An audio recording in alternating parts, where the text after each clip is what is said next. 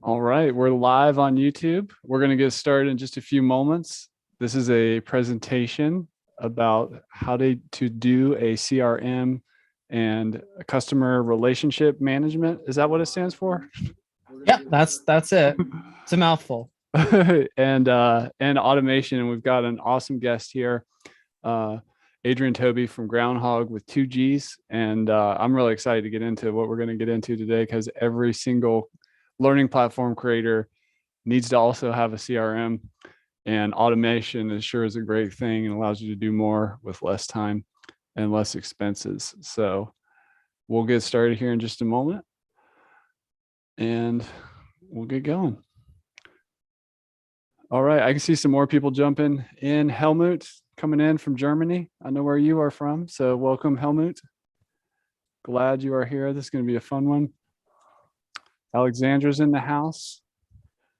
Welcome, Alexandra. We got Hesham jumping in. Saad, welcome. And if you're just now joining us, if you could drop it into the chat, where are you calling in from? And what are you hoping to get out of this presentation? We're going to get started here in just a second. If you're watching this on YouTube, go ahead and smash the like button for me, would you? And drop a comment down below. It helps the YouTube algorithm and helps other people find great training like this. All right, we're at the hour.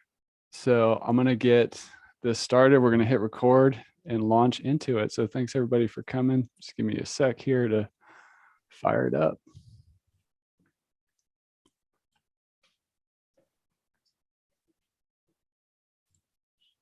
All right. Hey, what's groundhog.io? I just want to make sure I say .io and not .com. If I do, just correct me, Adrian. So Yeah, I couldn't. So for some reason, someone took the .com, and I've actually reached out to them like a few times to yeah, try and acquire it, but just radio silence. It's just one of those things where someone just bought it, and I guess it's just sitting on it. Happens. awesome, awesome. All right, well here we go. Hello and welcome back to another complimentary training put together by LifterLMS. We've got a special training partner today. His name is Adrian Toby. He's from Groundhog.io. That's Groundhog with two G's on the end. We'll put a link to Groundhog in the chat. One of the great things about Groundhog is that it allows you to do something in WordPress that every learning platform creator, whether you're creating an online course, training-based membership site, online school, in my opinion, everyone also needs a CRM, customer relationship management. Think of it as a learning relationship management if you're doing free courses, but essentially WordPress is a CMS, content management system. LifterLMS is a LMS, learning management system. A CRM is a customer relationship management system. And when you put all those three things together, it's incredible what you can build with that. But first, I'm going to do a little bit more intro, but go ahead and say hi, Adrian. Hey, my name's Adrian. I'm really excited to be here. I'm the CEO and founder of Groundhog, and I'm also like a huge LifterLMS fan. So I'm just excited to spend. We have like a whole 2 hours to like 4 o'clock, right? To just sort of like geek out and get into like making sure that students are engaged and that you're converting leads into customers, and we can probably, even if we have time, get into where to find those leads, because I have a few ideas that I'm more than willing to share. I mean, at the end of this webinar, there's going to be an offer. I'd be remiss if I didn't make an offer, but my goal by the end of this webinar is that everybody walks away, whether they decide to use our CRM marketing automation product or somebody else's, that everybody walks away with at least some sort of inkling of a strategy that you can walk away with and go implement and see, if not instant results, very, very, very quick results. Yeah, that's awesome. And for those of you out there, if you're still trying to wrap your head around what a CRM is, think of it this way. For course creators, it's important to have an email list. And sometimes you want to be able to send broadcast emails to many people. Maybe you'll want based on certain events that happen inside the LMS to trigger certain campaigns or emails that go out and drip out over time that have a specific purpose, whether it's before they become a customer or learner on your site or after. This is what CRM and marketing automation does. So let us know in the chat, what is your biggest challenge or opportunity that hopefully you can get some help with on this call so that we can, tailor this presentation to you. This is an interactive session, so feel free to use the chat heavily. There's also a Q&A box, and we'll take, what do you want to do, Adrian? Do you want to take questions as we go or do them more, save them till the end? What's your style? We can go either way. So there's sort of three things that we're going to cover today, and I'm going to get into like the whole spiel, and we're going to have a really, really fun time. For questions directly that's kind of associated with the topic, we'll take those as we go. If there's like some questions out of left field, then if we have time at the end, we're going to kind of get into some of the stuff that I don't have pre-planned out, or if it's like adjacent, then we'll take it as we go. It's only going to be a little bit of a mixture of both. If you have like a use case or something that you want to talk about, stick around to the end and we can deep dive into that together. Like I said earlier, I want to make sure that everybody walks away from this call with something that they can then go to their WordPress site and they can take tomorrow and go implement and see, if not instant, very, very quick results. That's awesome. And I want to encourage you to stay to the end of this presentation. We are going to be doing a giveaway, which is where we give away one of our $120 add-ons from LifterLMS. If you're already a customer or you want to use that value, we're giving away 1 year of an add-on. If you want to use that value against something bigger, like one of our bundles or something like that, we can do that. So we'll draw that from the pool of people who are here at the end of the call. So that's what I got. I'm super excited. I've seen Groundhog grow over the years. I've always had my eye on the need for a CRM and WordPress and to be able to do it. People go outside of WordPress with tools like MailChimp and ConvertKit, which are an ActiveCampaign, which are good options.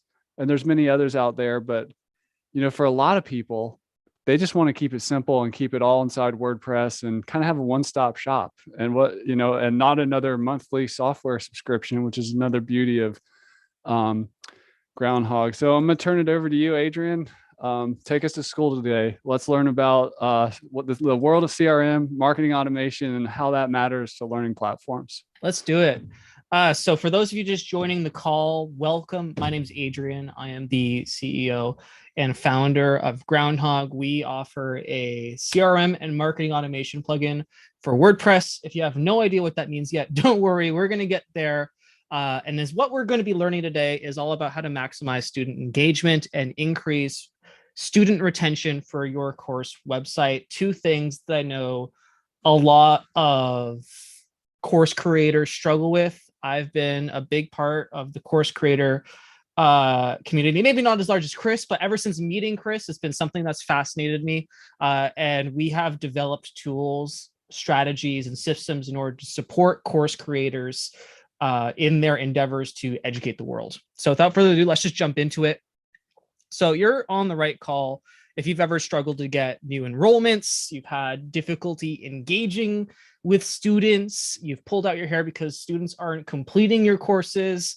I know that's like something that really bothers me when you put so much effort into your content and then you get someone to go through it and then they're almost like they make it 30% of the way there and then they just disappear. And you're like, well, how do I mitigate that? How do I get them to the end? How do I make sure that I add value to their lives? Because if they don't finish the course, guess what? If you're on a subscription or you're collecting renewals, they're not going to renew. And that's a really big bummer.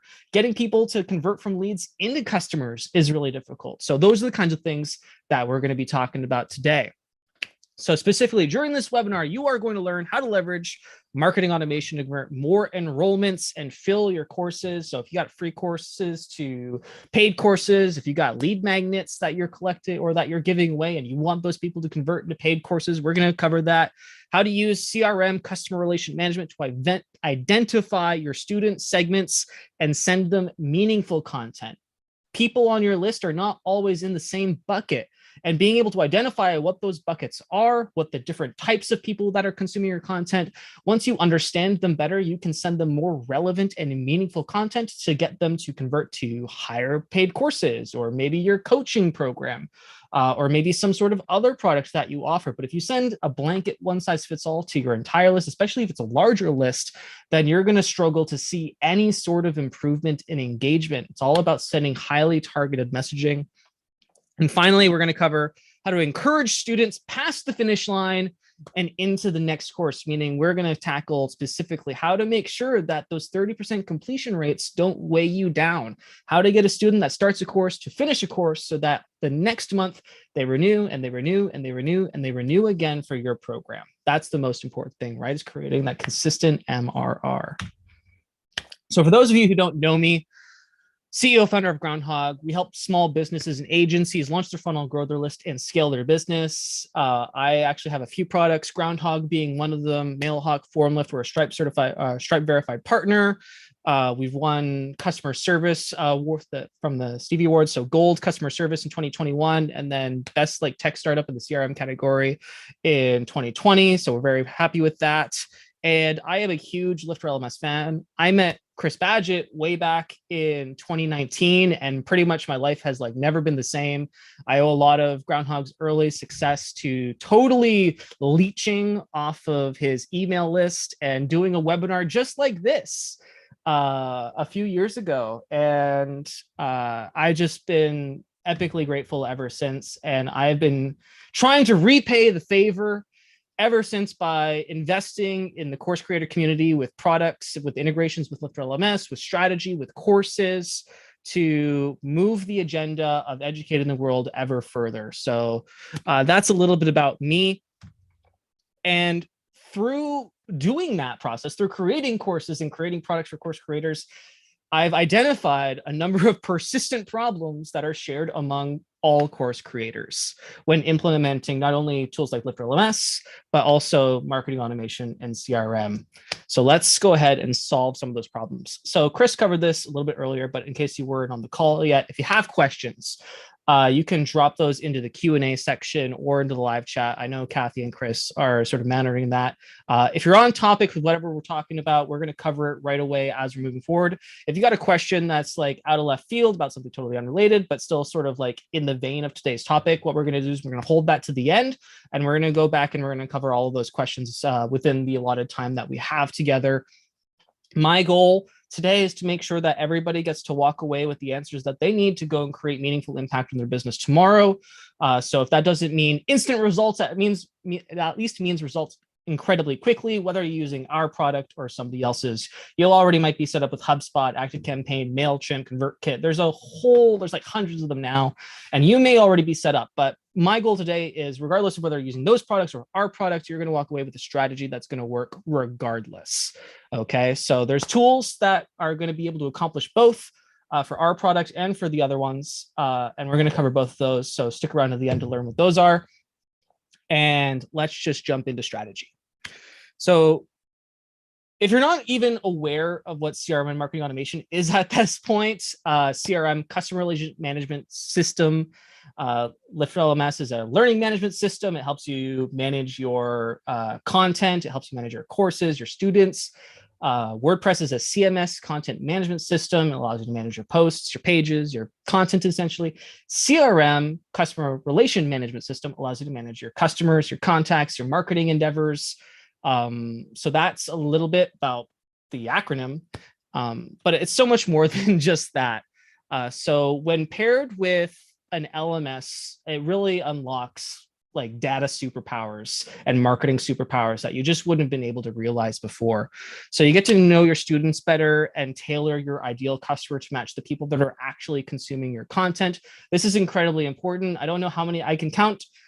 I can't count on the number of fingers that I have, the number of times we've had a customer who's learned that the people that they're actually delivering their course to are not the people that they thought they did. Once they looked at the data and they looked at the types of people they were serving, they were able to say, oh, my marketing in order to target this audience is all wrong, and I need to adapt to make sure that I'm better servicing the people who actually can benefit from my content. With CRM and marketing automation, you can dissect your customer journey and optimize it. We're going to learn about that. how to effectively communicate with your list consistently. We're going to learn about that.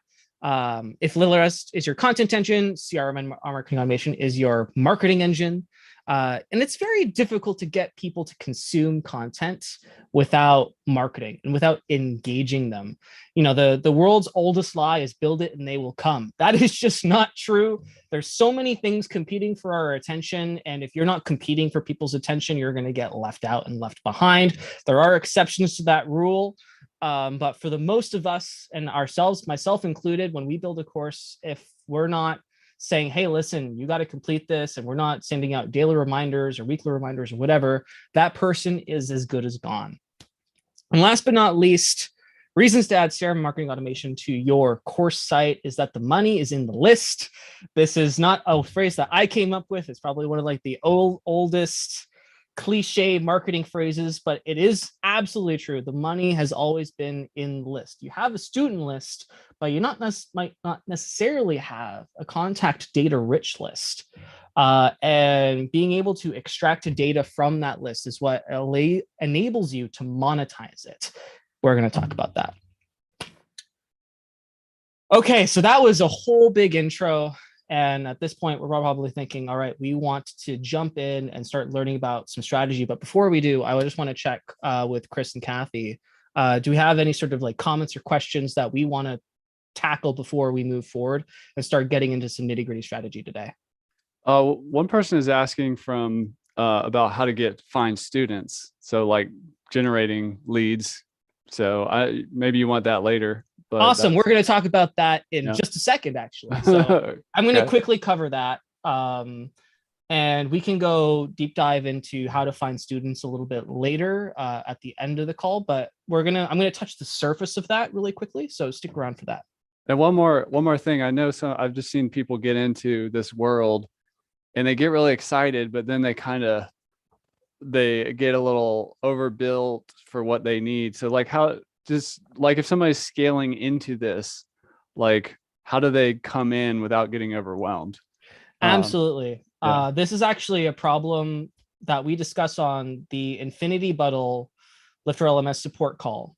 Yeah. So if you're an Infinity Bundle LifterLMS user, which I am, you get to go on a weekly call and hang out with Chris. And one of the consistent problems that we tackle as course creators is the idea of scope and how much you build before you launch, or how much you build before you actually start trying to get people's money, right? And a lot of us creators have a problem of knowing when to call it and saying, okay, we're at a place now where we have an MVP and we can make money with this. Most of us don't know when to make that call, and we end up building and building and building and building and building. So as long as we sort of stick to like the fundamental strategies, which I'm going to share during this webinar, I don't think we're going to get too far down that line. I think a lot of that also happens. A lot of that scope creep within the self happens within the production of the content, which is like a whole other deal. This is for people who are sort of like at the end of that content production phase. And they have a site that's ready to sort of like get students through the door. Once you're at that phase, this is when you can implement this, and it's going to work really, really, really well for you. Awesome. Does that answer your question? It does. Awesome. Okay, so let's talk about how we convert more enrollments into paying students. And as I was just saying, we talk about that content production phase. We lock ourselves in a basement. I'm in my basement in my office. And we lock ourselves in here, we close the door, and we turn our recording light on, and we say, all right, I'm going to sit here until like this 24-part War and Peace course is done. We record it, we get through it, and then we put it up for the world to see, and we kind of cross our fingers and pray, and then we wait, and then we wait, and then we wait, and then we wait. And usually what ends up happening is we're kind of like watching the hours go by. We built this awesome piece of content, and that's really going to change people's lives, and we're not really getting any traction, or we're not getting any people to enroll. We're not getting people, if it's free, we're not getting people past the first few lessons, right? And there's a whole bunch of reasons why this might happen, but 90% of the time for first-time content creators, this is kind of the situation. We put something up, we cross our fingers, hope to God, and we wait. And usually our intrinsic belief is that there's something wrong with the content, right? The reason that people are not enrolling, the people that are not moving forward, is that it's the content's problem. When in truth, it could be, but 90% of the time, there's nothing wrong with the content. It's all about the process of how people actually get to the content and how they consume the content. So things that affect conversion rate, people on your site actually enrolling in your course, it could be the price, it's too expensive or it's too inexpensive. I've had a lot of experience with undercharging, and it's something that I struggle with, and I still think we're undercharging, but for the benefit of you guys at the end of the call today, it might be too expensive or too cheap, so your target audience may not be able to identify or be able to match you at that price point. The amount of content, it might be too long. Like, people might not want to invest 24 hours in a course. They might only want to spend 5 minutes, right? So you have to match people about what their expectation of time investment is, reviews and testimonials. We do, Adrian, just have a question in the chat from Ruben specifically about price. Yeah, absolutely. I don't know if you want to get into that now or save it to the end of this section, but just putting that on the radar. There's more I could give, or if you want to wait, we'll wait. Ruben, well, I'll absolutely come back to that if that's okay with you. I'm not going to tackle that right now, but we'll absolutely come back to that. I know Ruben is a current Groundhog customer, so shout out to you, Ruben. Thanks for joining us on the call today. So reviews and testimonials, also big factor. It's hard to convert people without those. Billing period, if it's a one-time payment, or people might not want to sign up for a commitment, trust factor, prerequisites, whether it's a required credit or not. Like, all of these things impact a enrollment and purchasing decision. But we got to build the list first. Build the list. Initial selling strategy when it comes to course creators and really any business. This is sort of like a blanket statement across all types of sort of digital content creation. Is all of that I just mentioned is overcome if you build the list. And it's all about building up your contact list, not necessarily of customers, but of leads, of prospects, of people that match your ideal customer profile, right? And if you're not doing that, if the only thing you're doing is sort of putting up content with a paywall with no other method of entry, this is all you're going to be doing, because people, 90% of people don't make a purchasing decision on the first interaction. Usually it takes 3, 4, 5 interactions with a business before they're comfortable making that purchasing decision. And, the average on our Groundhog pricing page is 5 visits before someone is able to make a purchase decision. Sometimes it's lower. There are exceptions to that rule. And depending on whether you're a celebrity or not, that might also impact. But for the vast majority of us, it takes a few interactions and a few touch points for someone to be comfortable with spending their money with you. And the way that we get people to that is by building the list. And I know someone was like, I want more customers. I want more leads. I want to fill my courses. Here are a few ways that we do that. All of these are dependent on you actually having traffic, which is kind of the first step. I'm not going to talk too much during this webinar about getting traffic. If we have time at the end, I have a few ideas on how I first started generating traffic to not only Groundhog, but to our Academy site as well. So if we have time, we'll get to that. But for those of you who have traffic, but aren't yet seeing the enrollments follow, here are some ideas for immediately building your list. Bottom right, we have our Black Friday thing. That is in 10 days, right? Is basically Black Friday. So you have a very limited time window to sort of get some strategies. We actually have an ultimate Black Friday strategy kit course that's free on academy.groundhog.io. So you can go check that out and learn about this pop-up and learn about the process that follows up with it. You can have a free trial. That's super popular for courses, first 14 days free, and then the billing starts. You can offer a lead magnet with maybe a course template or some sort of instructional template if you have a specific niche, something related to your niche, or maybe a free lesson. LifterLMS makes it super easy to offer the free lesson. We're going to talk about that. On all of our website properties, we actually have this form. And if you look at the top right, it says subscribe and discount. That form is located in the footer of all of our website properties, and that converts 10% of website traffic into a lead. just for basically doing nothing. And the only thing that we have to give them is 10% or 15% off the first year. And Wow. that is just extraordinarily effective. Can we get a value bomb in the chat if you got some value right there? That's such a great idea that anybody could do. That's amazing. People, like there's people that, you know, there's people that are analytics. They go to a website and they want to consume every single word. I am not one of those people. I skim, I look, I click the big red flashy button. That's just the kind of person. But some people analyze every single thing on a web page, and they get to that footer and they're analyzing every single link, and they're going to find this form. And who's like, all right, if I end up deciding to make a purchasing decision, I'll trade an email address for 15% off. It's like, why not? Super effective for basically minimal effort. You don't have to set up a landing page. It just goes on every single web page because it's in your website footer. If we have time at the end, I will absolutely show everybody how to do that. Free courses, that's also just sort of a really simple one. So we got like our course Creators Essentials course, which is a full day LifterLMS intensive, how to do everything that we're doing in this webinar call, which, by the way, you can all check out after this. I'll have a link to it later. So these are some ideas if you have traffic, how to start building your list without actually getting someone into a course yet, because enrolling in a course for an amount of money just requires a little bit higher level of trust and comfort versus any of these sort of strategies, which are very low barrier to entry and require very little trust. Do we have any sort of questions related to this stuff before we move on?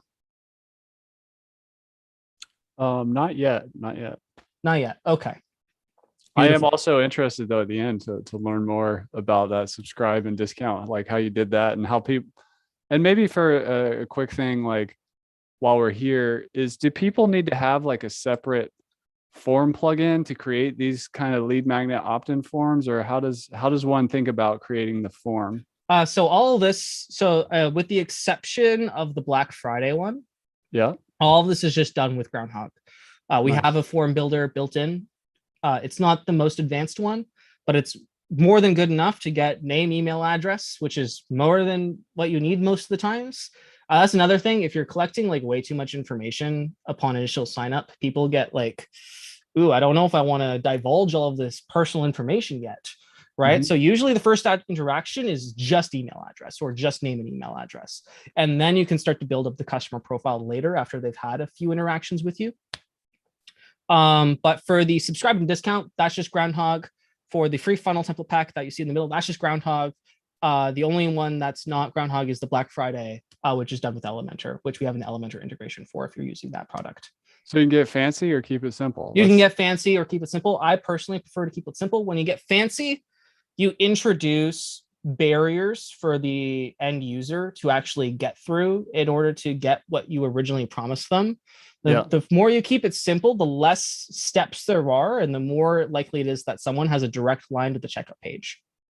That's great. And Ashley has a question about what's too many CTAs. So like if you're on a page, like at what point do you cross the tipping point of kind of overdoing it? One. I think the answer is one glaring CTA. Like you can have multiple CTAs on a page, like the subscribe and discount form is on every single page, right? But it's in the footer. It's like an afterthought, right? Yeah. So it's going to interrupt somebody as whatever they're currently doing. Like on the pricing page, the only CTA is buy now, right? On the home page, the only CTA is go to the pricing page, right? Your home page and the layout of your website has to have a logical flow. Again, as minimal steps as it takes to get someone directly to the checkout page, right? So if someone goes to groundhog.io for the first time, it's homepage, pricing page, checkout. 3 steps, right? And that's it. If they end up on a landing page, it's landing page, pricing page, checkout. If they end up on our course, it's course, pricing, checkout. Like it has to have that sort of logical flow. Again, if you have sort of like these afterthought CTAs, like the stuff in the footer, those, whatever, as many as you want. But I think too many is when one call to action interrupts another one, right? You want to have as minimal, like the idea is you want someone on the checkout page, minimum steps to the checkout page. We're here to make money. We're here to create value. We can't do that if we don't make money, right? So that's what I have to say about that. Hopefully that answers your question. Ashley gave you the thumbs up. Nice job. Awesome. All right. I'm glad that was helpful, Ashley. Okay. So we build the list, build the list, right? And we send them to the checkout page. Do they buy? Most of the time, no, because again, that's still the first interaction of a few that has to happen. So the next step of after building list is follow up. It's all about the follow up now. 90% of your sales are going to happen on the back end, right? I used to be in the live course business. We used to do like 3-day seminars. I used to do them with my dad. We'd rent a boardroom at a hotel, and we'd set up like a booth and the lights and the microphones and the audio. And we'd do this thing. We put 30 to 60 people in a room. And then a lot of it was, 10% to 30% of people would go to the back room, they'd sign up right then. And then the other 30% of the sales came from the follow-up after that. It's like, hey, listen, we know that you had a great time during the course. I think your business would really benefit from taking this next one. You're graduating from this course to this course. Here is an online link to pay instead of just on the floor with an order form. And a lot of our sales just happened from that follow-up on the back end, right? So this is by far probably the thing that most creators, course creators, and other creators leave out, is this follow-up process. And now you want to see, okay, what does the follow-up process look like? How do we implement it? How do we go about this? Is when we're going to actually jump into the WordPress admin. We're going to take a look at the product, and we're going to do some implementation. I'm glad that we have the full 2 hours because time is flying by. So hopefully we get to do this. I'm going to be doing all of the work today from scratch, just so you can see sort of how the product works and how you build these. But you don't have to do that, because at the end of this, everybody on this call, if Chris sends out the replay to everybody on this call is going to get the templates that I will export from this. So you can just go ahead and install those. If you choose to use our product, you can go ahead and just install them into your site. So you don't have to do all this setup work. I'm doing it right now for you. You get to skip all that. All you're going to have to do are rewrite a few emails and change a couple links. So that's exciting. A quick question about follow-up. I know some people get a little cautious around the idea, I don't want to annoy people or whatever. What would you say to that person to really kind of follow up is not a bad thing? What would you tell them? If they're annoyed, they're not your customer. Yeah. Right? People who are your customer are going to immediately identify with the need. And a lot of time what follow-up does is give them permission to spend money. Most people need permission to actually invest their money. And following up is basically just asking to sell, hey, listen, it's okay if you have this problem that you have. This is going to solve that for you. Buy now. And oh, thanks for giving me permission for doing that. I'm going to go buy now. And if they say, this is too many emails, I can only tell you that person is going to be problematic later down the road, right? Yeah. There is a point where it becomes too much. Maybe if you're sending 5 emails a day, but most people aren't doing that. Maybe a couple, maybe 1 a day, maybe 4 every 5 days. If someone is emailing you back and then I'm unsubscribing, it's too much content, and they hadn't given you any money yet, I wouldn't worry about it, because they're probably not going to give you money anyway. That's been my personal experience, but your audience may vary. So be relevant, and then just don't be annoying. That's pretty much it. If it's relevant, they're going to want to hear from you. Exactly, right? Yeah. I mean, so spam, the definition of spam is whatever the recipient thinks it is, right? And if you're sending something that's not relevant to them, that's going to be okay, I don't need this in my inbox. But as long as you're sending relevant content that identifies them where they're at in the stage of their life, that identifies the problem that they have, as well as a solution, I think you're going to be okay. And if they're not okay with that, then they don't want help. And if they don't want help, they're not your customer. Yeah, that's awesome. Yeah. Okay, so speaking of follow-up, let's go ahead and actually build some follow-up here. So I have a website, or I had a website up. And now, of course, I don't know where it is.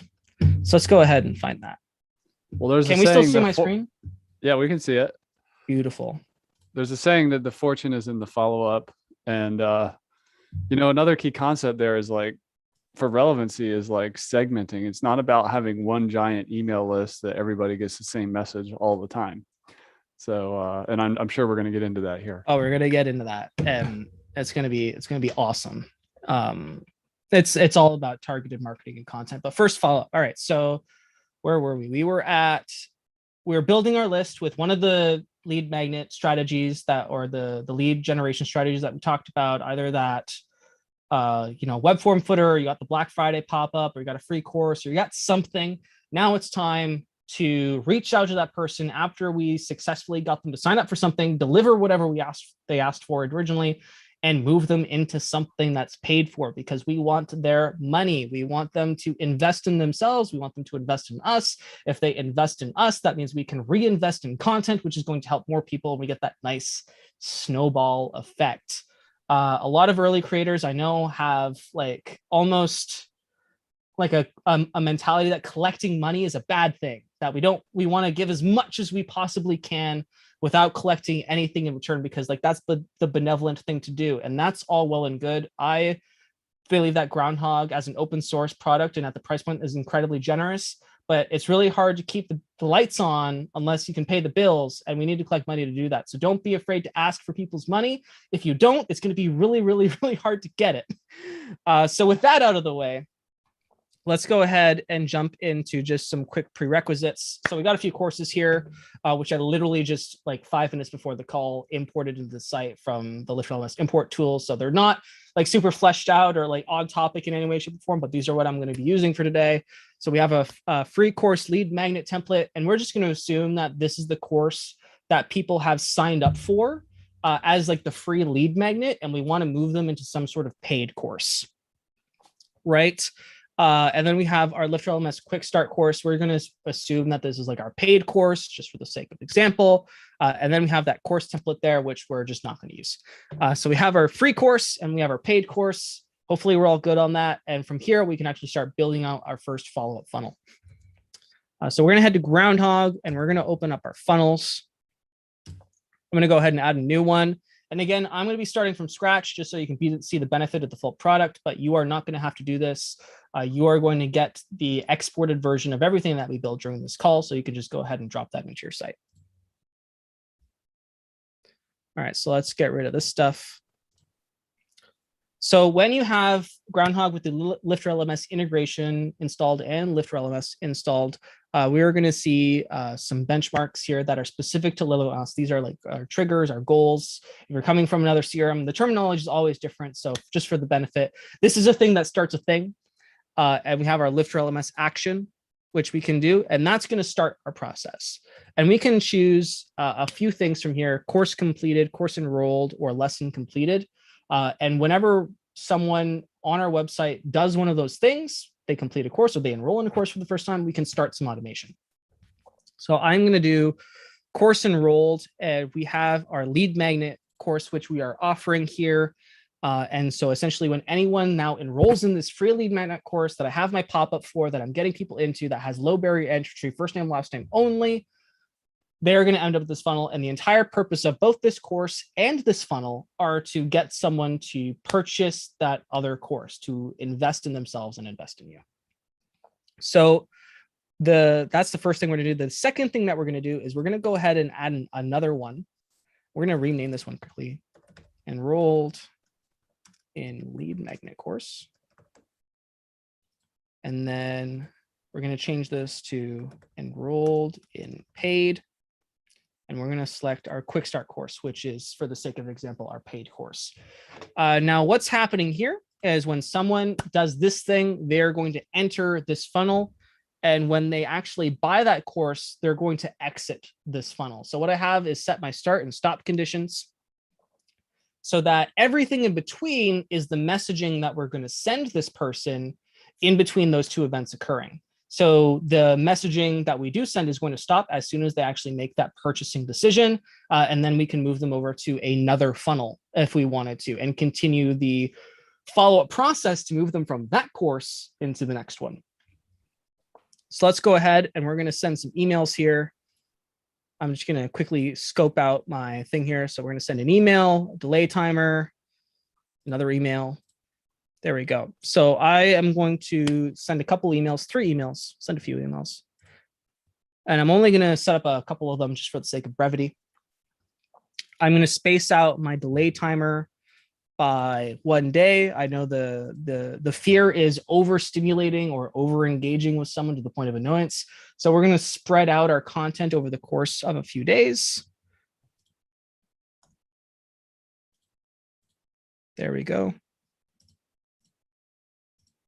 We can apply a tag to this person. So if segmentation is a new concept to you, tags are basically a way to put your leads and prospects and users and students into different buckets of things that might be relevant. So you might have a tag that says, they are interested in landscaping. I don't know why landscapers is always my go-to. What's a more sort of LMS appropriate bucket, Chris? Maybe there's somebody that teaches multiple subjects. Like math or science. Yeah. That's a great one. So if you have like a couple courses, you have courses on math, you have courses on science, you got courses on home ec, right? You have all of these different things, right? Tag that you might apply to someone when they enroll in one of these courses is that topic. Like an interest tag or something. Like an interest tag, exactly. So yeah. I'm just gonna name them with lead magnet enrolled because I am uninspired today. Lead magnet enrolled. So we're going to apply that tag whenever they enroll in this course, and then we're going to send them an email. So let's go ahead and create a new email. I'm going to be using our basic like text editor. It does get better email deliverability than our drag and drop editor, which we also have, but I'm not going to demo today just because this one's a lot faster and easier in sort of like this screen sharing situation. So let's go ahead and I'm just going to call this first email.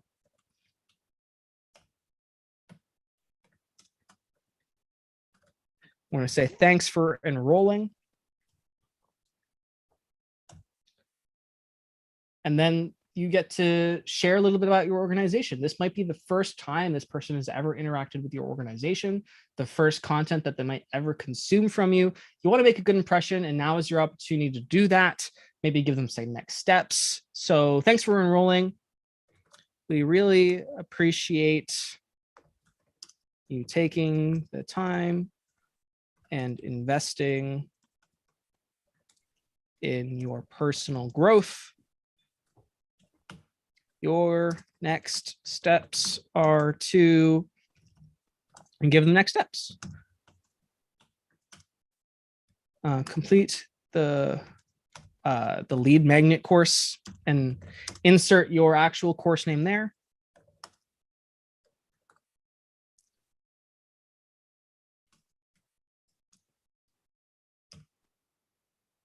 Any homework or prerequisites or anything else that you might want to have them do, like read a blog post might be a good one. Listen to interview. Again, we want to build up during this initial interaction. We want to build up more areas for them to go and build that trust factor. Like I said, it takes a few touch points. So not only do they now have the opportunity to go through this lead magnet course, which they may or may not complete, and we're going to show you a strategy in a few minutes or in maybe 10 minutes or so about how to actually engage or increase those course completion rates. So they may or may not complete this, but you want to give them other opportunities, maybe of something that's even easier to consume and build that trust factor, which also, again, to Ashley's question earlier, is a direct line to the checkout page. Again, everything we want to have a flow, direct line always of whatever they got to the checkout page, easy as least steps as possible to get to them separating with their credit card information. We got a question, and I also just want to drop a comment that like it's a learned skill to kind of think like a time traveler. So if you kind of look at your customer journey, you may be creating a bunch of emails and feel like you're doing too much, but when you spread it out and you have those delay timers, you literally can travel through time of their future experience. So it's kind of a different way to think. It's not creating this kind of content is not like writing a broadcast email. You have to really think through time. Yeah, you have to understand, like, by the point they get that second email, what lesson are they on? Right? Yeah. Are they on the third lesson? Are they on the fourth lesson? What's their state of mind at this point? Has the problem gotten worse? Right? Are they feeling even neater than they did before? Or, is the lead magnet that we give them going to solve that problem? Those are all the questions that we have to ask and plan the messaging around. So for the sake of this example, we are going to assume that they're sort of traveling through the lead magnet course, which hopefully you've constructed. If you haven't constructed it, then just assume this is some sort of white paper. But if you do have a lead magnet course, just from personal experience in developing our own lead magnet courses, keep it high level. Don't go too nitty gritty. Give them a few golden nuggets, but keep the best for the paid stuff, right? If you give away the whole farm, then they're not going to buy anything, right? You don't want to solve their problem in that first interaction, because again, in order for you to add value to the universe and you to continue to create value, you have to collect reciprocal value in return, right? So We got a question from Rachel about sending text messages instead of or in addition to email in one of these campaigns. yeah, absolutely. So we do have an SMS add-on and integration with Twilio, which you can set up in order to send up to 140 characters, or is it 280 now? It might be 280 characters now. They increased the limit. But yeah, absolutely. That is totally something that you can do in addition. So if you do collect phone number, which I know LifterLMS does, that just puts them into the contact record, and then you can use Groundhog to send text messages. We also got a question about, does Groundhog actually send an email, or does people need a mailing service like Mailgun or SendGrid, or I'm sure we'll talk about Mailhawk here as well. Yeah. Can you explain what's going on here with emails and how to think about them? Yeah, absolutely. So as quickly, and we can dive into it a little bit later as well, but just as a quick sort of prerequisite, Groundhog is the content management system for your marketing automation and contacts, but not the delivery service itself. So you do need a transactional email service like Mailhawk, which is actually our own proprietary service. AWS, Mailgun, SendGrid is a great one, great option. And you can also hook up any other SMTP service through our SMTP integration.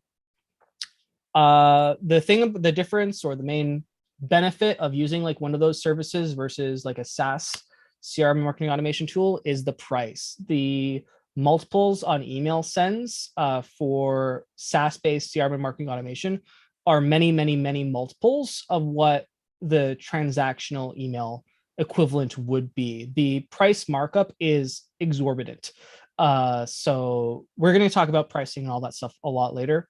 So stick around to the end of the call to learn about what your sort of like actual expected investment in a system like this would be versus using a SaaS. And Chris, I know, has a lot of experience with investing in SaaS tools like ours with ActiveCampaign. We'll talk about all that fun stuff. Hey, one more thing. We kind of got a lightning round of questions. These are just short, punchy answers from Ashley. First one, recommended link to the first email to recent enrollments.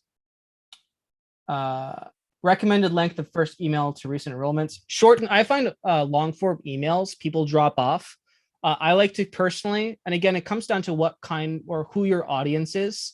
Like there are those analytics, right? If your audience is more analytical, they're going to read everything like they would do on your homepage, and they're going to find that opt-in footer at the bottom. But if your audience are like, rise and grind entrepreneurial types, right? They're kind of skimming, and it's better to just keep it short and sweet and give them the very clear CTA, because they're like, ADD or whatever, and they're just all over the place trying to chase that solution of their problem, looking for that silver bullet. So keep it short and sweet.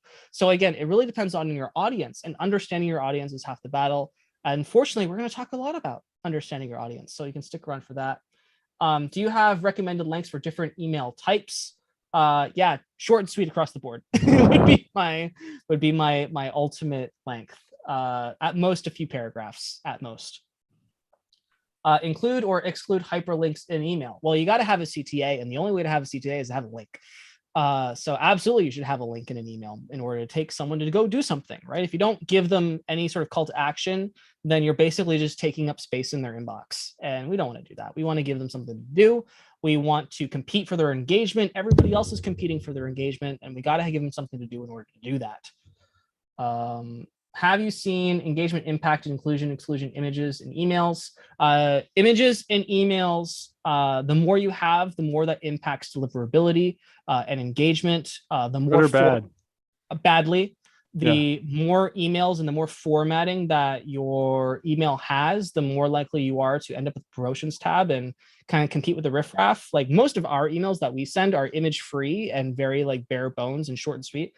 And majority of those end up in the updates tab, which is a good tab to be in. It's very difficult to get into the main inbox anymore as you're using a transactional email service, or you have even a hint of like HTML formatting. It's almost nigh impossible unless someone personally delivered that email to you. So the updates tab is a good tab to be in, though. It's a high interest tab. I spend half my time in the updates tab looking for billing notifications and bank notifications and calendar notifications, all those things. So they're looking for those notifications. And if your email is in there, they're going to open it. So that's a good place to be.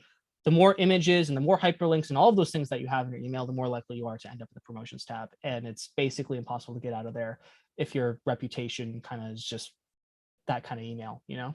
So hopefully that answers that question. And can I show Groundhog Analytics, Open Rate, CTR, read time? Read time, no, but and I don't know anybody who can do that. Maybe there's I don't know if there's a way to actually even collect read time for email. And if someone is collecting read time for email and marketing that as a feature, I'd be dubious about the reliability or the accuracy of that metric, considering what I know about how inboxes work. But open rate and CTR, absolutely. Those are metrics that I can show you a little bit later. Okay, that was a super awesome lightning round. I hope that answered your question. I hope someone else got value out of answering those questions as well. All right, so back to our follow-up. We got off track there for a second. We're back now. Our first email that we're sending is we're giving them next steps. We're giving them some things to go do, to consume, so that we can build that trust, right? And then once we've done that, we can go ahead and we can schedule the next follow-up, because again, this is probably not enough, right? We can send that first interaction to email, but it's all about the consistency of which we engage with this person over time. And we don't want to do that manually. We don't want to sit at our computer all day sending out follow-up emails to like the 100 people that sign up for our course, hopefully. We just want to set up a system to automatically take care of it. So I'm going to go ahead and set this email to ready. I'm going to avoid just putting the links in here. The templates that you're going to get, I promise, will be a little bit more fleshed out than this, but we are limited on time. So let's go ahead and close this. We'll create the email and then we'll close it out. And then we're going to make sure that it's selected. And then we are waiting a day and we're at day 2 now. So this is the second day after they have not yet purchased. And they are in the process of learning more about your organization, about your values, about your service offerings. And we want to remind them at this point of the problem that they originally needed to solve. So they may have ended up on a landing page, or they may have identified with the problem, but people have short attention spans. And Netflix is competing for our attention, right? And they might not even be aware a day later that they spent that 15 minutes, you know, going through the first couple lessons of your free course, or leading or reading your white paper, your lead magnet, or listening to your podcast interview. They might not even remember. So at this point, we have to remind them about the interactions that they took the day before, remind them of the problem that they have, and remind them that we have the solution to that problem. So this next email is going to be a little bit longer because it's going to take the time to remind them of those things. So let's go ahead and create it. This is going to be our second email to get someone to purchase. Our subject line has to be in the vein of, again, reminding someone that these events took place.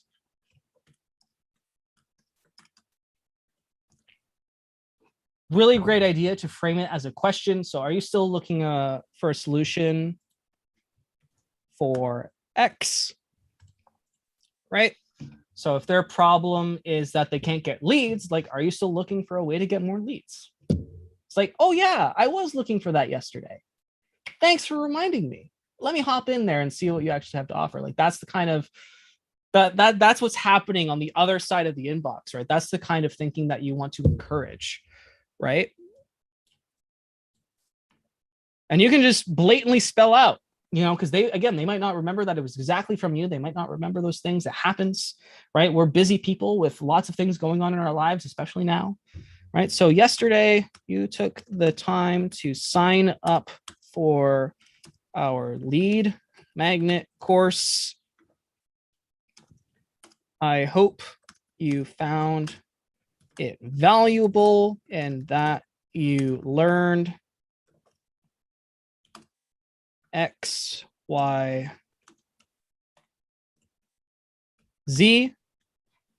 And what this does is that if they haven't actually done the course at this point, and maybe they just like skimmed it and they didn't learn those things, they're now experiencing fear of missing out. Like, oh, those things were in the lead magnet. I might actually just go back and rewatch that or do it again to actually grasp that knowledge. So it's kind of like a double whammy here. So we're just going to say, we hope you learned X, Y, Z.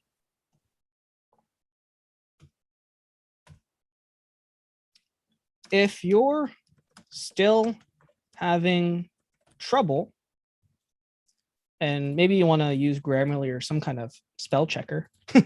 If you're still having trouble doing X, we actually have a program that will help you do, and then your sort of 3 value points of whatever you're offering. Just how at the start of this webinar, the reason that you're probably still here is because you're going to learn how to increase engagement, how to reduce churn, how to increase retention, all of those things, right? Those are the value props of this webinar. You got to do the exact same thing by plugging that into these emails to letting people know why should they show up. It's not enough to just have the content, but they have to have, right, what's their benefit? What are they going to get out of it, right? If people are very results oriented, if you're sort of like process oriented, that's not as sexy, that's not as engaging. So if you're still having trouble doing X, then we can do A, B, C. That's what they're going to learn from taking this course.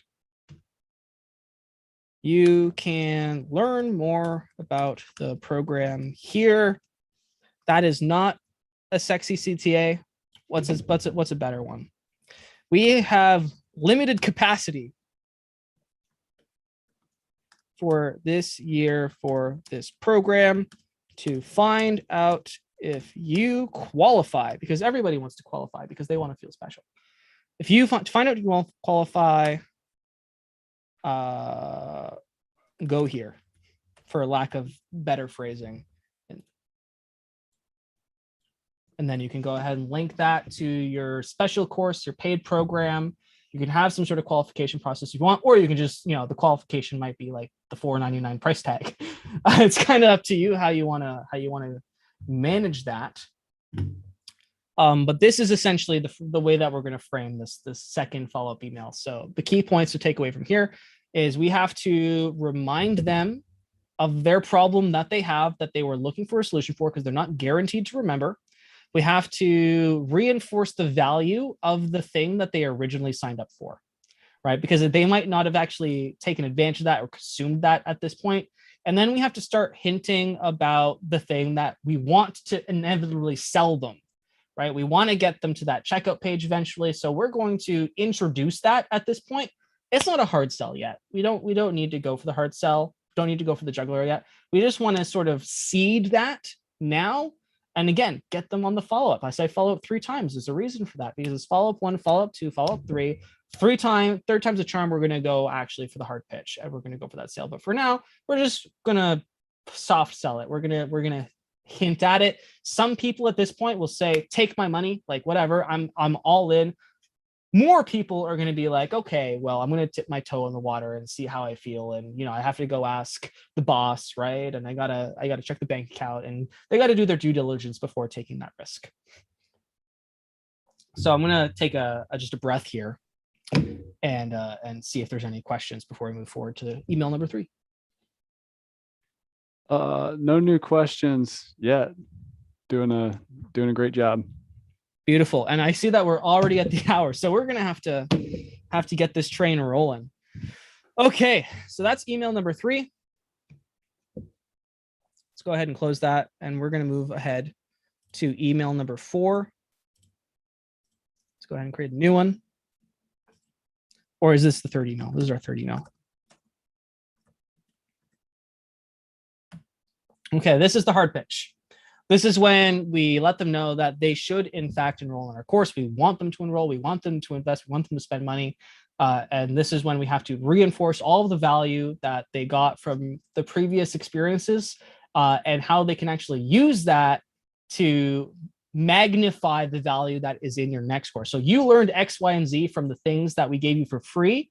you can now use X, Y, and Z to magnify ABC in our program, right? So everything that you're learning in this webinar, right, is going to be magnified when you actually buy Groundhog, because it's going to be easier to implement. Like that's how it works, right? You know, we're here all learning about value, and we're learning things that we're going to be able to go ahead and do and implement regardless of whether you use our product or not. But it's going to be a lot easier if you use our product, right? Like that's just how it works. And you got to do the exact same thing. You got to reinforce the value that they got for free, and you got to tell them how they can use that value and actually implement it effectively with your paid thing. Okay, so that's what we're doing in this email.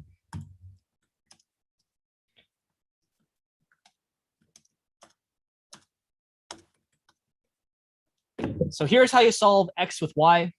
So again, reinforce problem, enforce solution, given what they've already learned thus far. So far, you've learned A, B, C, which is really going to help with your problem and get you amazing results.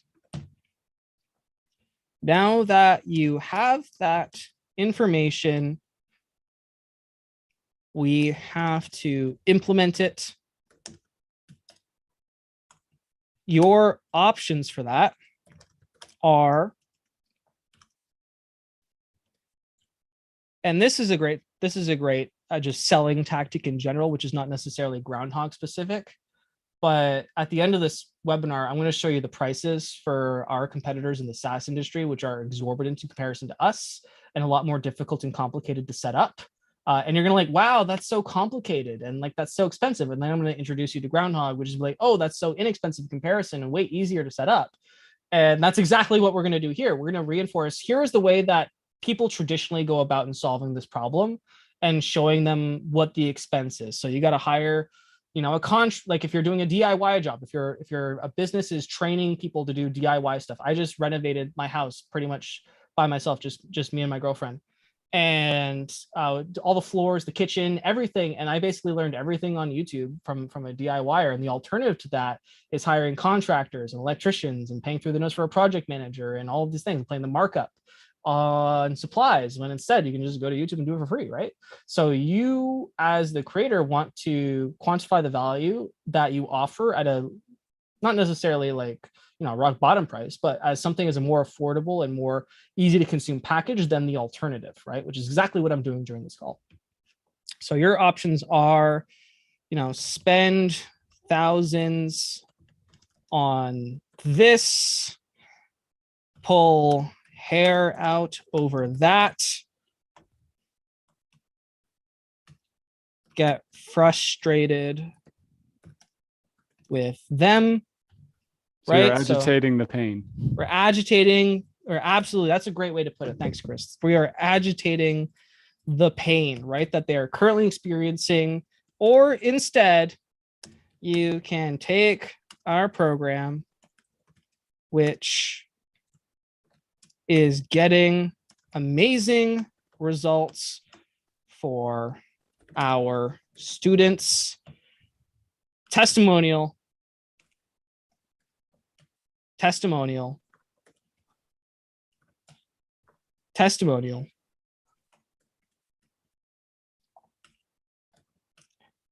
We have limited spots for the rest of the year. Qualify now and solve your problem. And then our call to action. See if. And then we're just going to agitate that pain one more time. If you choose to not move forward this year, the wait time is X until they're actually able to solve that problem. So in their mind, they're thinking, if I have to wait till then I still have to put up with all this pain that I'm currently experiencing. There's no way that I want to continue doing that, right? And I'm going to go ahead and follow through on that initial call to action. So, all right, to summarize this email, this is our third follow-up.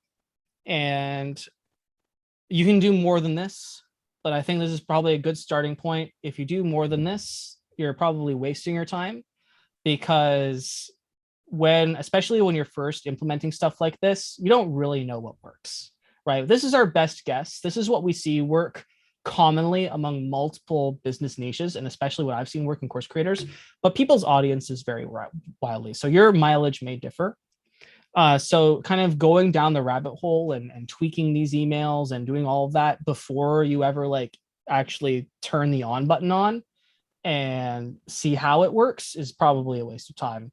Do the bare minimum, get it implemented, have clear positioning, and then see if it works. And then from there, you can see, all right, well, my conversion rate on this is not great. Like it's around like 10%. You want to get that up to 15. Maybe that means that you need another email. Maybe that means you need to tweak your audience. Maybe that means you tweak your messaging or a call to action.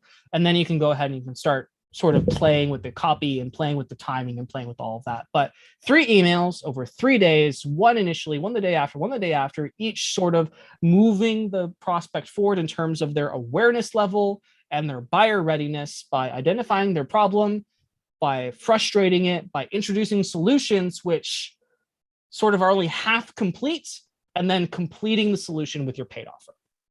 And that is our follow-up strategy in a nutshell. So what happens if somebody does the call to action like pretty quick and like before email 2 goes out? Like, do they get pulled out? Yeah, so exactly that's what happens. So if they complete that call to action, which is register for our paid thing, right? Then once they enroll in the paid thing, they're just going to get sucked right to the bottom and the automation is over. And they're not going to receive any of those other follow-up emails. We don't want to bombard them with stuff that they don't need to get, right? So this is smart enough to know that this is our end condition. This is our start condition. You can even have conditions in the middle if you want to have a multi-step process. This is pretty much all you need though, just the 2. And you're pretty much off to the races. That's awesome. And this may be a feature request, but you might surprise me. Do you have a trigger based on percentage of course complete? A benchmark? Unfortunately not. That has been requested. I don't know. There might be a way to implement that. But what we do have is a lesson completed. Yeah. So which is probably like the next best thing. So if you want to set like a funnel, which I'm about to get a reminder funnel for like a specific course, you can do it based on lessons, which, if they get to like lesson 8 out of 16, that's your 50% mark. And also, if in case you're asking that question, I know with Groundhog, you can do something where if somebody hasn't logged in a certain amount of time, it can follow up or something like that. We're getting to that next. Aren't you excited? Yeah. All right.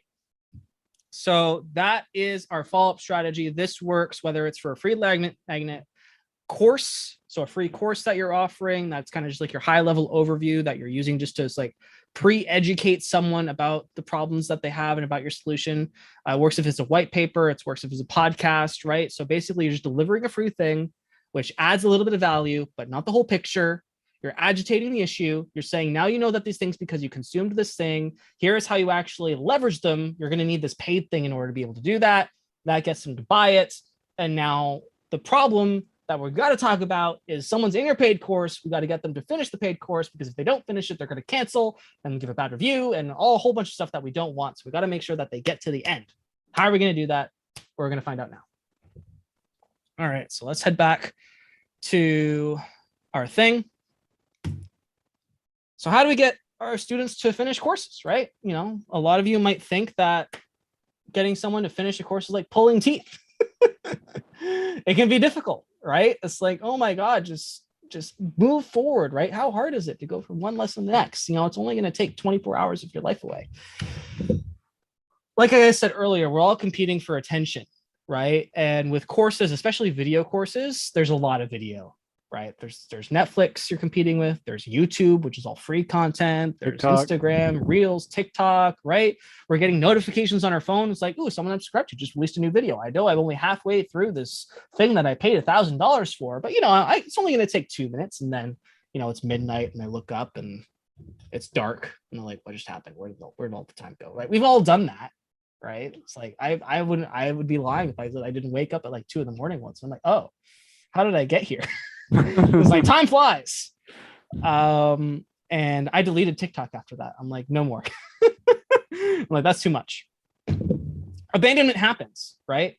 And it's hard to fight abandonment. You know, these companies have perfected the art of interruption, of being able to take you away from whatever you were focused on.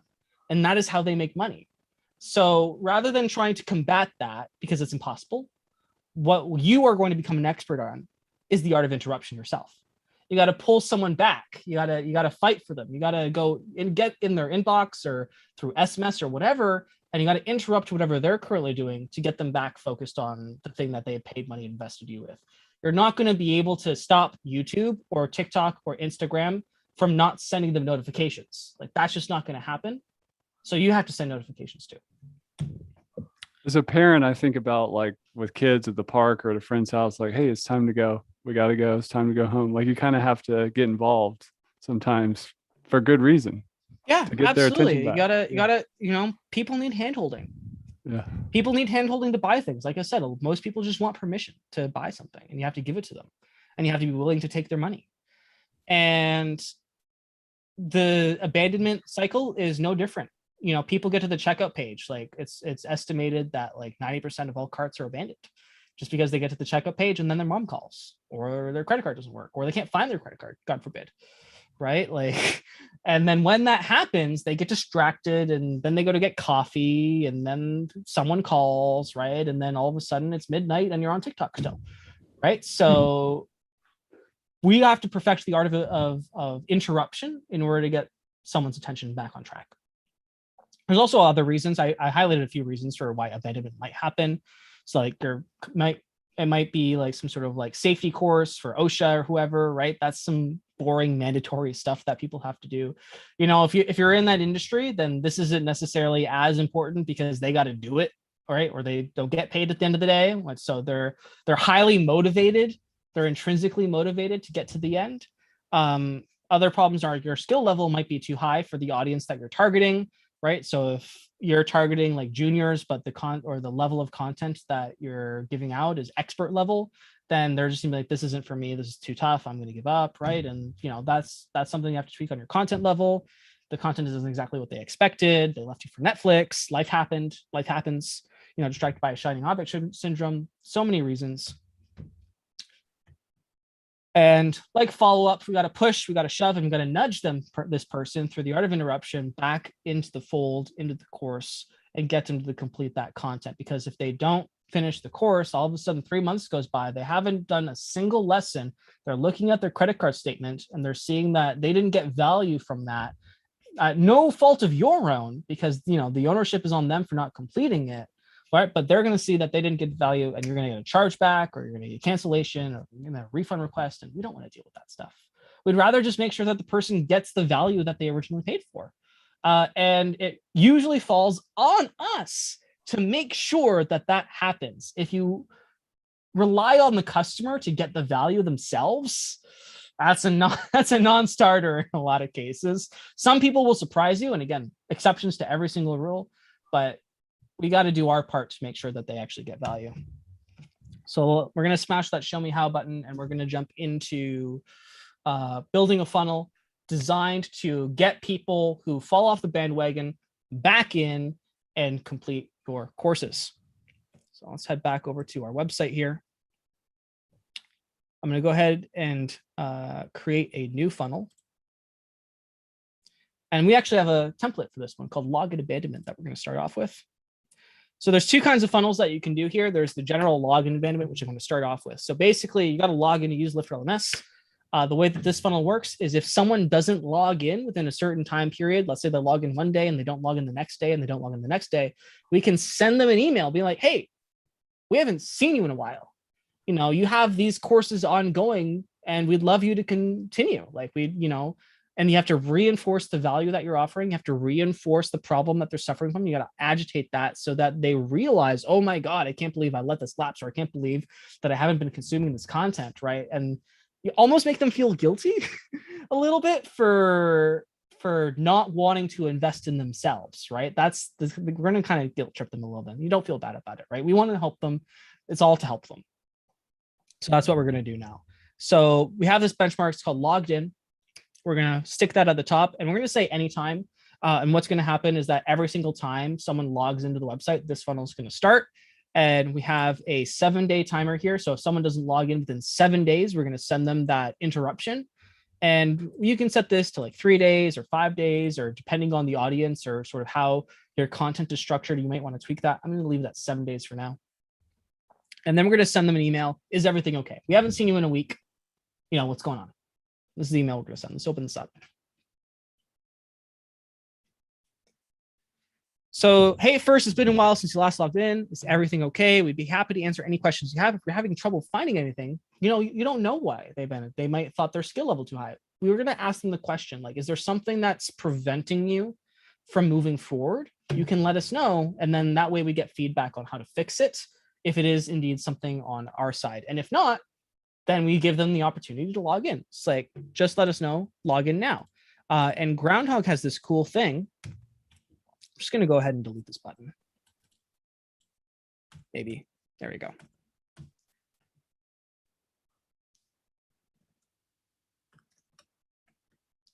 We're going to have a call to action to log into the dashboard. And Groundhog has this cool thing called an auto login link, which I can just stick into any email. And what this is going to do is this is going to log someone in and take them to the dashboard, which is kind of cool.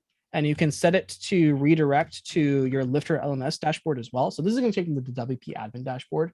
If you have that protected and like set up to redirect to the LifterLMS dashboard, you don't have necessarily have to do this.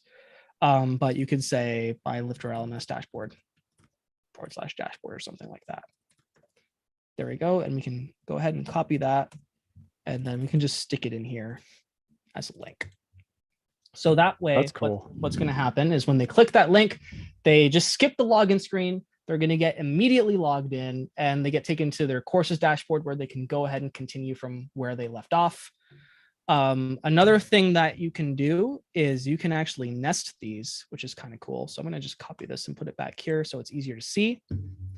You can actually nest these. So I'm going to have my auto login link here, and then I'm going to go ahead and add another one, which is added by LifterLMS, which is our course continue link. And I can put in a course ID. So if I know what course they're in, or if I have this set up for like a specific course, then I can put like the course ID like 1 here for like the course ID that has 1 or maybe like 12 or whatever it is. And this is actually going to log them in and take them directly to the lesson that they last completed, so that they can immediately start from where they left off, which is also kind of cool, isn't it?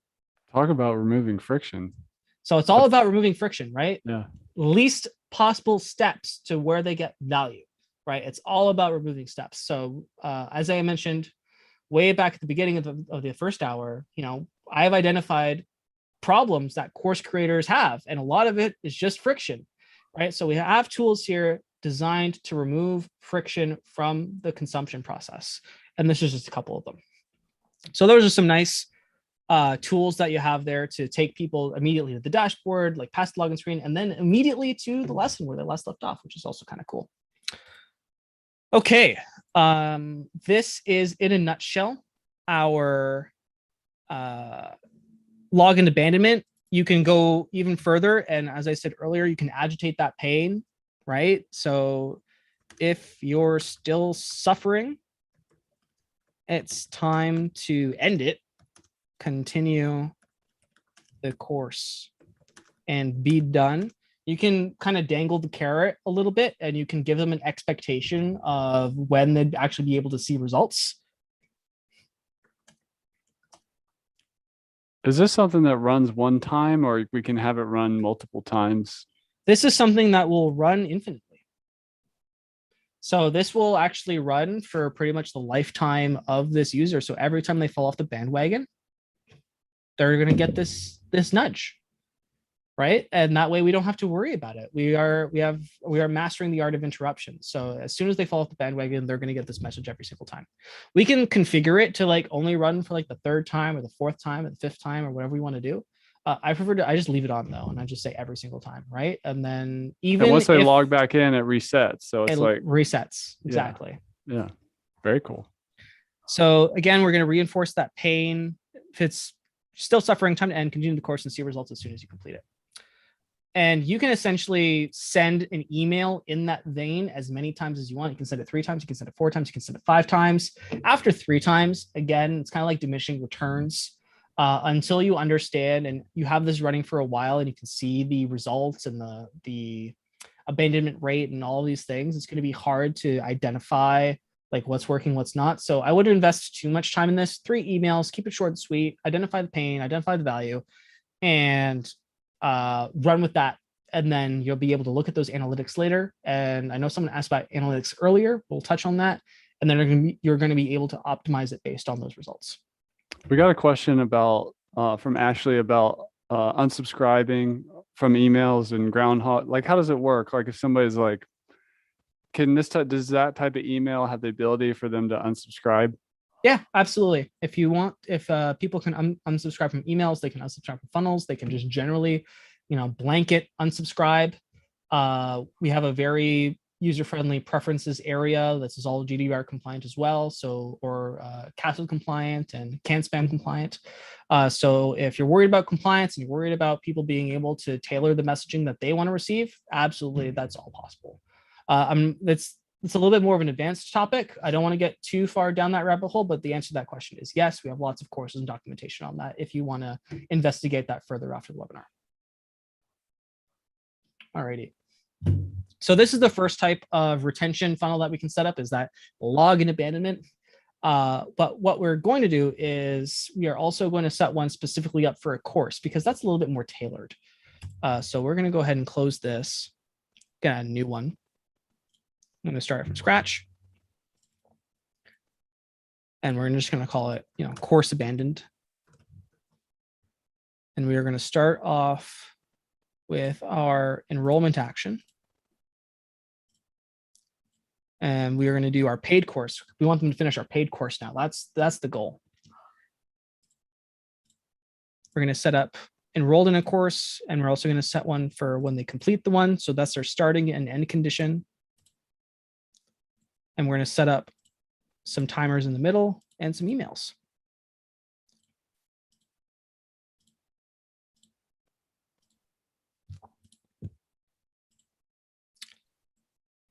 So depending on the length of your course, the time in between messaging might differ. If your course is a little bit heavy-handed and longer, then you might want to wait a few days before you send these. If it's something that they should have completed within a day, you might want to wait a few hours or just a day. I'm going to set mine in the middle, and I'm just going to wait a single day for the sake of this demonstration. So my first thing is going to be enrolled, completed, and then I'm going to wait 1 day in between each. Okay. So the purpose of this funnel is someone enrolls in a course that they paid for. We want to make sure that they get past the finish line, right? If they don't get past the finish line, then they are at risk of canceling. They're at risk of requesting a refund, all of these things, especially if you have a generous 30-day refund guarantee. If that course doesn't take 30 days to complete and they don't complete it, then you're going to be getting an email, and it's not going to be one that you're going to enjoy. So let's go ahead and start writing.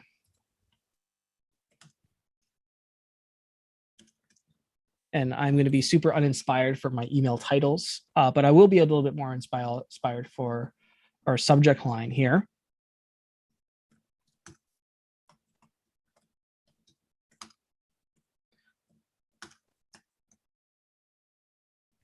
Don't wait to solve X, right? So don't wait to solve your problem. That's what we're going to go for the first one, right? So it's been a day. They haven't completed the course yet. They should have completed by now. So we're going to send them a message like, hey, listen, what are you doing? Don't wait to solve this. The more you wait, or the longer you wait,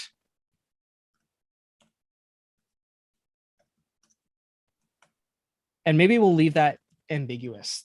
The longer you wait, that's going to create a little bit of curiosity. That's going to incentivize that email open, so we can actually hit them with the call to action, and we can hit them with all the sales copy, right? That's sort of the thing, right? They've enrolled in the course. Your job for selling this person isn't over. You got to keep selling them. You got to sell them that they want to help themselves and get them to the end. Because again, depending on your refund policy, you got to sell them for that full 30 days till they get to that point that they made the right purchasing decision, right? And if we're unable to make them believe for that full time period that they made the correct call, that's not going to end well. So let's go ahead. So hi first. You have yet to finish the course.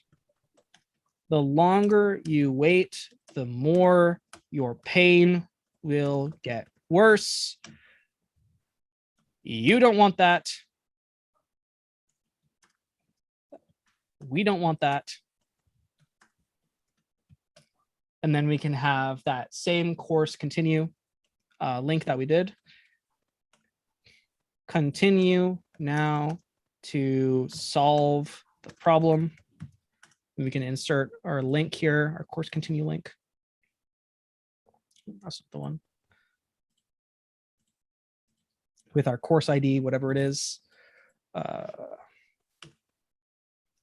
then we can reinforce again what their expectation of results should be, right? Because if we leave the results part ambiguous, right, then the person, especially if they're a little bit more apathetic, are going to convince them themselves that no matter what, you know, whether they went through the course or not, it might not solve their problem.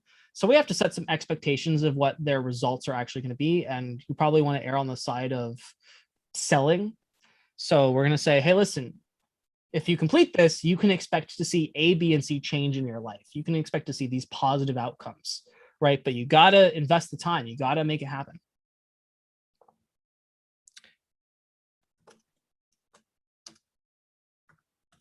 You can expect a positive outcome. Another outcome, something even better, but only if you complete the course. And then we can reinforce the call to action again. I've also heard this concept called re-enrolling. Even though somebody's bought from you and becomes a customer, you still have to like re-enroll them into what they bought. Like the sale isn't over. That's kind of what you were saying. The sale's not over until they get to the end, right? Yeah. And we have to sell them. It is our job as the purveyors of important information to ensure that people can successfully consume that information.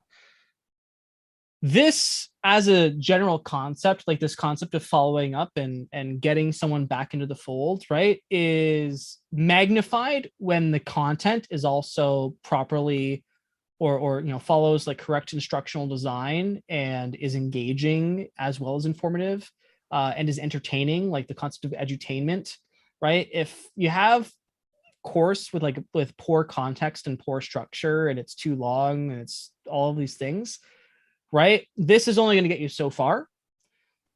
This is absolutely going to help, but it's going to get magnified when the content is quality as well. So I will say that. So this isn't will absolutely solve all your problems and miracle work. It gets magnified when the content, the level of the content lives up to the expectations of the consumer and the student. Okay. So that's our first email. And to all intents and purposes, the rest of these emails are exactly the same. Right? You might tweak the copy, you might tweak the page, you might tweak all these things. But every single email that you send, and maybe send 4, 5, 6, 7, 8, however many it needs to get someone to actually do that and re-engage with that course, whatever it takes, you got to get them back. And again, diminishing returns, the more emails you send out. So I would focus on maybe like the first 3 or the first 4, getting those really dialed in, keeping track of those analytics and that conversion rate. And then at that point, you can go in and start adding more and tweaking it, because again, you're going to just see diminishing returns. So 3 or 4 to start, and that's going to get you actually really, really far. I know that like our own abandonment thing converts at like 30% on academy.groundhog.io, which is pretty good. And the emails actually get a lot of engagement. We do like ours in like a James Bond or no, a Mission Impossible style, where it's like the first email is like your mission, should you choose to accept it, and that gets like an 80% open rate, which is kind of cool. And people enjoy that and get a laugh. And even if they don't complete the course, like they get value and edutainment, and they're entertained just from that email as well. Like your email in their inbox is also a place where you can educate and you can entertain, right? Not all of that has to happen in your videos. That can happen in your email as well. And if you plug in like those little entertainment nuggets here and there, maybe a happy GIF or something, right? That has value in and of itself. So even if you're not able to get that person to the finish line, you may have sort of converted them into a follower regardless through you exercising your creativity on email instead of on video. So that's just something that I'd like to shout out there as well. Okay, so this is the basic concept of our retention funnels. We have one for login, just generics. If they haven't logged in, we're going to send them reminders. And we have one for courses. If they haven't completed a course, we're going to send them reminders. We need them back to the course. We're going to remove as much friction as possible. We're going to interrupt whatever their current process and thinking process is, so that we can grab their attention and pull them back to our course. And it looks like we're on the half hour, so I'm going to move on to the next subject. But before we do, if there's any questions, we're going to take those now. We had a quick one around, can you control the time of day somebody receives an email or no? Absolutely. We have at time of day, and then you can select what time. Whoa, that's awesome. I did not realize you had that. That's a sweet feature. Yeah. And is that like the change per user? Like if it's 8 a.m. on the West Coast or the East Coast, or is it the time of the run at the contact's local time? There we go. Wow, that's an awesome feature. I did not realize you had that. That's cool. Yeah, so we can get the local time based on the person's IP address or based on the browser. There's a lot of ways you can actually get the local time of the user. That gets saved at the contact record. And then we can use that based on the system time of your WordPress site to calculate the difference and make sure that events run.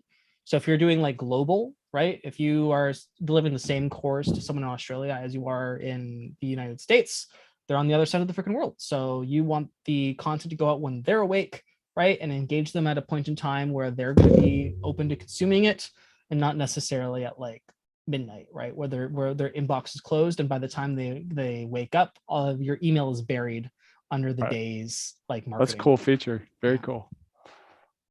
There's a question. We got some more coming in. How easy or hard is it to get Groundhog set up and integrated with LifterLMS? I'll just say right now, Adrian's doing it right now while also giving a presentation. And so that, to me, that doesn't look hard. But what would you say to that question of like, if somebody's like, how easy is this, or how hard is this going to be, or how much time is it going to take me, or do I have to be a web developer to use this, that kind of stuff? It's as hard as, as most things, it's as hard as you want to make it. Yeah. Like if you want to go down the rabbit hole and tweak everything and perfect everything, it's never going to get done. But that's the exact same way as it is with LifterLMS, with WooCommerce, with WordPress in general, right? You can spend all day perfecting something and like working on tinkering on it, or you can kind of get it to a point where it's like good enough, and then you press launch, or you press, I guess in this place, you toggle on active and then you click save, right? And for this, fortunately for you, for everyone on this call, when you get the email with the replay, I'm going to make sure that Chris also has links to download all of the templates for all of the funnels that we're talking about today. So literally all you have to do is you can export funnels in Groundhog and move them to any website that you want.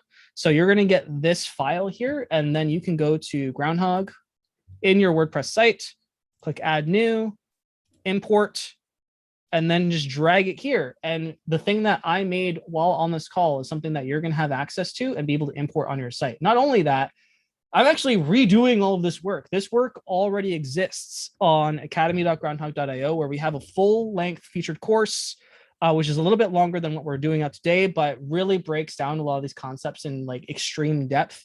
It's called Course Creators Essentials. And it has everything that we're talking about today in here as well. And I did this, I think last year. It's still highly relevant. And we're actually going to look at a few more features that didn't exist at the time of this. But for all the funnels that we're talking about today, all that is going to actually be available in this course as well. And this is free, even if you don't have a Groundhog plan yet. So if you want to do your investigation first, which I know the analytics on this call will absolutely want to do and do their due diligence, their research, because you want to look at everything and consume everything before making a decision. I understand. I'm totally cool with that. This is for you. So you can go get and make an educated decision.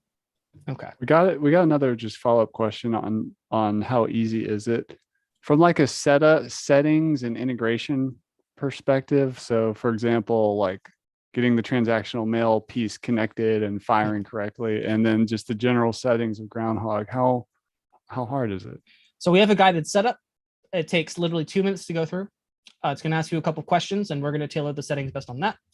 As far as integrating with a transactional service, it kind of depends on the service that you want to use. If you use Mailhawk, which is ours, it's literally one-click setup, which is kind of easy. You can also go down like the road with like integrating with AWS SES, which is not easy and requires a lot of know-how and expertise, right? But for the developer community that uses our product, that's what they tend to use. And if you're not as technically inclined, then Mailhawk is something that's just with one-click setup that is easy to use, right? And you just sign up with a credit card and it just works, right? Like that's so depending. Like I said, it's as hard as you want to make it.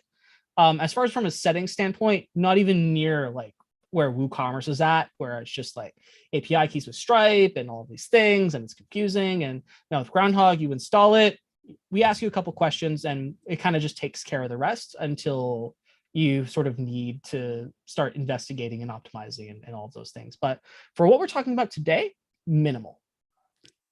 And there's just another question. Does it integrate with MailChimp or ActiveCampaign? I would say it replaces those. Yeah, is there any other way you would answer that? No, Groundhog is a replacement for those services. And here's the thing, it's not just a different, or it's actually on your WordPress site. So it's not like a separate location, which is, I think, one of the coolest things about Groundhog. It's much harder to make two pieces of software talk together that are like in different places. But these are both on your WordPress site, all, you know, with the users right there. And it's easy that way. I see a question from Dennis who's asking if the access features work on memberships as well as courses. And the answer to that is absolutely.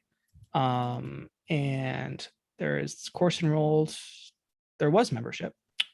I guess not in here, but what I will say, and I'll touch on this quickly, is the LifterLMS integration is not limited to just what's in the funnel editor. If I actually go to courses, and I open up our free course lead magnet, on the right-hand side, there's actually a box for Groundhog integration where you can add tags of when they start the course, when they complete the course, or remove tags when they start the course and complete the course. So if you want to do your tagging segmentation from the course panel, you can do that specifically from here. And this panel is also available in the memberships area as well. So if I go to memberships, and it looks like I need to add one,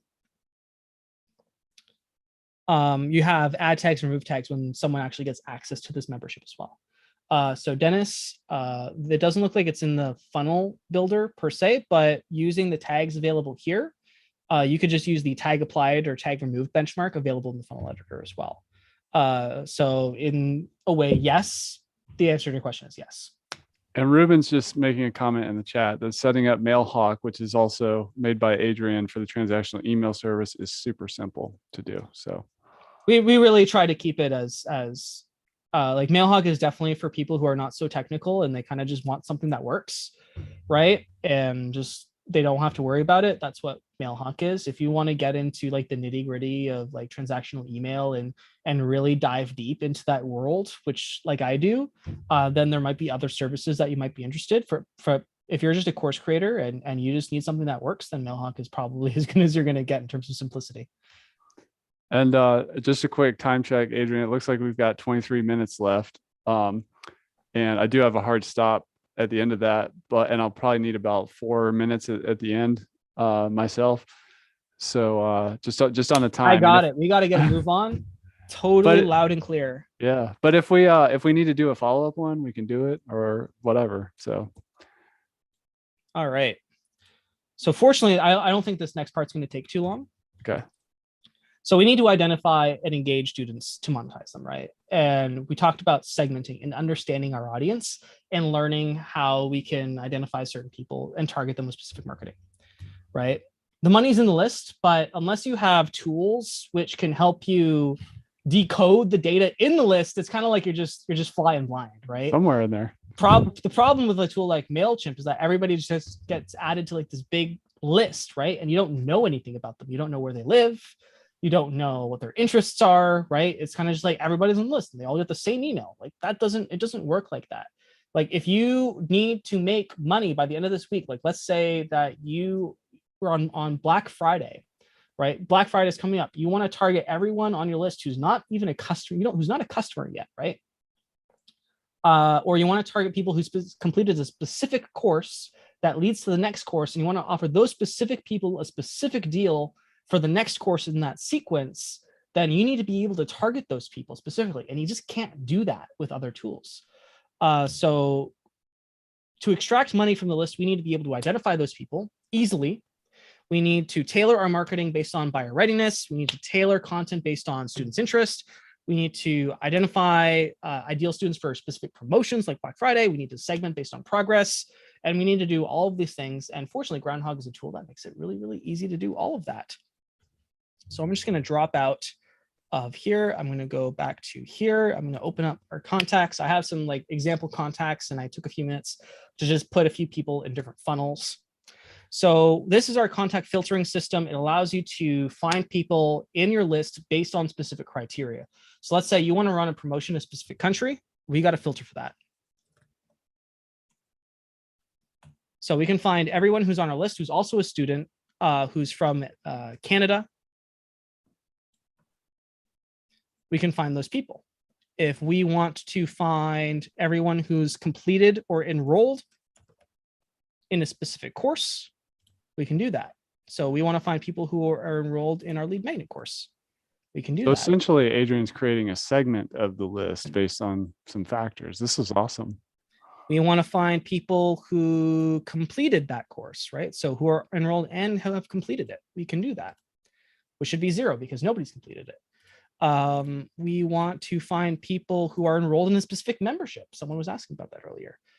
We want to find people who have a specific tag, right? So we're using tags to segment a lot of time. We want to find people who have specific tags, who have specific interests, right? So we might have an interest that's like math and science. We want to find those people because we have a new course that's about math and science, right? We want to be able to target those people and let those people know that they get first access to this new course at this special, ridiculous price before anybody else, right? That is the kind of thing that you're now able to do because you're able, or you have a tool like this to be able to identify people with specific interests, with specific criteria, specific behavioral elements, specific demographic elements, and then tailor your marketing to suit those people.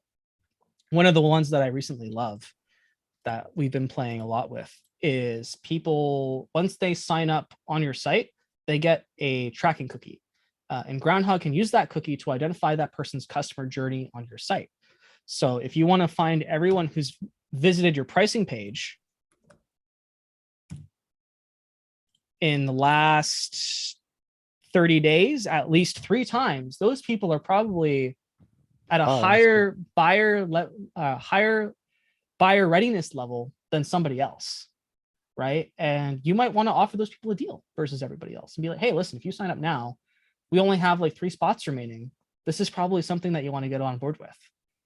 Right? We got a question in the chat from Kev. Can you select multiple tags for one email blast? And maybe you could explain, Adrian, on your interface there, the difference between the plus and the or area of the segment.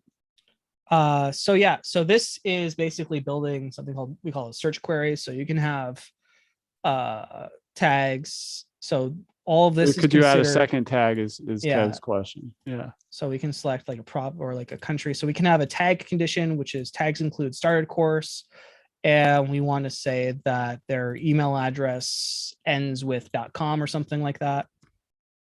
Right. So these are 2 conditions which are considered and. So it's either both of these, the content matches both these conditions, or they match like this sequence of conditions, or they match this sequence of conditions. So you can like get like very specific in your segments. And then what you can do is after you've kind of like created this segment of lists that match these specific criteria, you can go ahead and save that because you don't want to go through that setup process every single time. And when you save that, is it saving those exact people or just that type of configuration? This configuration of search filters. So the list is dynamic. So it'll update with the people, most recent people who match the specific criteria. Perfect. So it's always changing depending on what people do on your website. Nice. Yeah. And then you can go ahead and you can do things. You can add these people to a funnel. You can send them to a broadcast. You can export them. You can edit them. You can delete them if you want. I wouldn't recommend that. And then you can sort of do whatever you want. And basically at this point, now we can go ahead and we can send a broadcast to these people. I can select the email that I want to send them. Maybe it's like just like that one-time special offer. I want to schedule when I want to send it. I'm going to send it at the end of the month, or maybe it's Black Friday. So I'll send it on like the Friday. I can send it at 10 a.m. It's going to send to those people that I selected, and I can confirm and go ahead and schedule that. And then that email will get sent to all of those people. There was a question that I saw come through earlier about like avoiding certain holidays. I don't think you can do that with Groundhog. Correct me if I'm wrong, in terms of like, having a email campaign that won't deliver, or a blast automation that won't deliver on a certain holiday. But I think it's also important to keep in mind, like, I have those same thoughts too about, oh, well, what if I interrupt somebody while they're on vacation or on holiday or they're asleep? At the end of the day, people have the ability to like turn off their phone if they want. So you're never going to get it completely perfect. And if they're busy on their holiday, they're probably not looking at their email. So it just happens. You can't manage every single edge case nuance. They're called that. It's an edge case. You're going to spend more time and effort to solve that problem than money you're going to lose from that problem. Yeah. Right. Diminishing returns. Okay. And before I move and I know that we're quickly running out of time. So the last thing that I want to show is the reporting. So someone did ask about the reporting and the analytics that you are able to get. And so I am going to show what that looks like on our actual Academy site without trying to show anybody's personal information.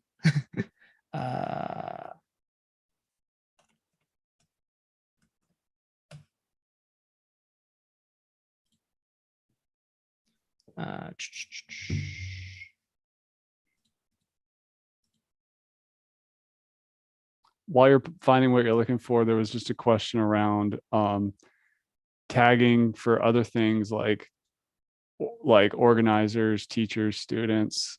Absolutely. Yeah. You can tag in whatever way you imagine. You just have to come up with it and stay organized. Yeah, right? Exactly.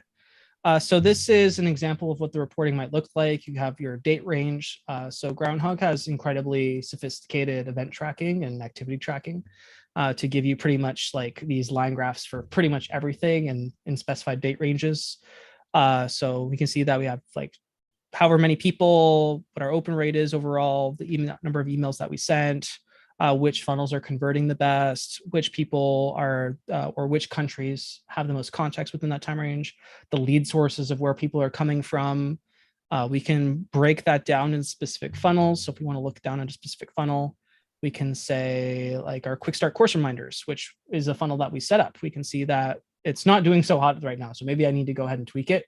And this is the kind of information that you use. I'm just lazy and I'm not doing it. But if you live and breathe courses, then you can look at this and saying, okay, maybe I need to consider tweaking some of the content that I have here. And that's probably something that I should do. We actually break the emails down into different categories, like ones that need improvement. I can see that this has only a 7% click-through rate from like a 50% open rate. Not great, right? So we need to improve the call to action here in order to see an increase here. And that's the information that I can gather from this because it needs improvement.